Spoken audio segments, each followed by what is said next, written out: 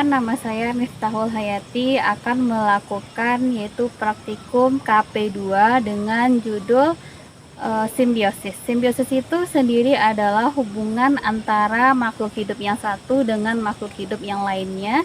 Yang di sini yang akan kita praktekkan ada 3. Yang pertama adalah mutualisme, di mana keduanya sama-sama untung. Yang kedua parasitisme, 1 untung dan 1 rugi. Dan yang ketiga adalah komensalisme, di mana 1 diuntungkan dan 1 merasa tidak dirugikan dan juga tidak diuntungkan. Oke, untuk yang pertama bisa kita lihat di sini adalah lumut kerak. Yang memiliki simbiosis di sini adalah jamur dengan bisa alga. Dilihat Di yang mana pertama fungi di atau sini jamur adalah memperoleh lumut makanan dari kerak. hasil fotosintesis alga, sedangkan alga ini merasa dilindungi oleh jamur karena bersifat heterotrof atau konsumen dan dekomposer. Selanjutnya ini ada hubungan antara semut dengan jambu biji, di mana di sini terdapat simbiosis mutualisme, di mana si semut ini memakan nektar dari bunga jambu biji dan dia membantu jambu biji ini dalam proses penyerbukan. Jadi keduanya sama-sama diuntungkan. Ini adalah simbiosis mutualisme antara lebah dengan bunga, di mana si lebah ini menolong bunga dalam proses penyerbukan dan lebah juga mendapatkan nektar dari si bunga, sehingga mereka sama-sama diuntungkan. Nah, begini adalah lebah. Dan yang selanjutnya adalah itu tanaman anggrek atau bunga anggrek dengan ini batang cempedak, di mana si anggrek ini hanya menumpang hidup di tanaman cempedak tanpa dia mengambil nutrisi dari tanaman cempedak tersebut. Mari kita lihat lebih dekat. Oke.